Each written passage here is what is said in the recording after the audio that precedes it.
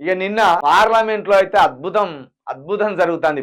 రాహుల్ గాంధీ ఆట ఆడుకుంటాడు మోదీని. చూడండి, ఒక్కసారి ప్రతిపక్షము గట్టిగా ఉంటే అధికార పక్షానికి ఎట్లా ముచ్చేముటలు పడతాయో నిన్న రాహుల్ గాంధీ పార్లమెంట్ లో చూపించాడు. మోడీకి అసలు రాహుల్ గాంధీ బ్యాటింగ్ కి మోదీ క్లీన్ బౌల్డ్ అయింది అనుకో. ఇక నువ్వు దేవదూతవా?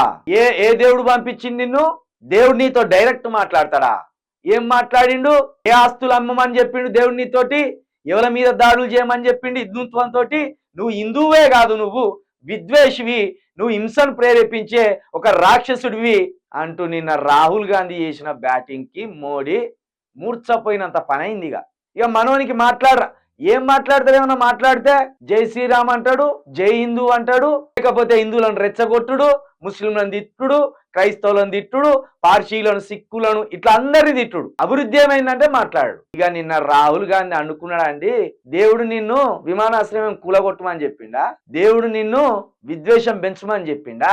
అసలు బీజేపీ వాళ్ళు హిందువులే కాదు, అసలు ఆయుధం బట్టి చంపమని చెప్పేటోడు హిందువుడు ఎట్లయితాడు? హిందుత్వంలో అనుకువ ఉన్నది, హిందుత్వంలో ప్రేమ ఉన్నది, హిందువు లాంటి వాళ్ళు ఒకరినొకరు ప్రేమించుకుంటారు తప్ప హింసకు పాల్పడని నిన్న రాహుల్ గాంధీ పార్లమెంట్ లో మాట్లాడిన విషయానికి నిజంగా దేశవ్యాప్తంగా కూడా చర్చ జరిగింది.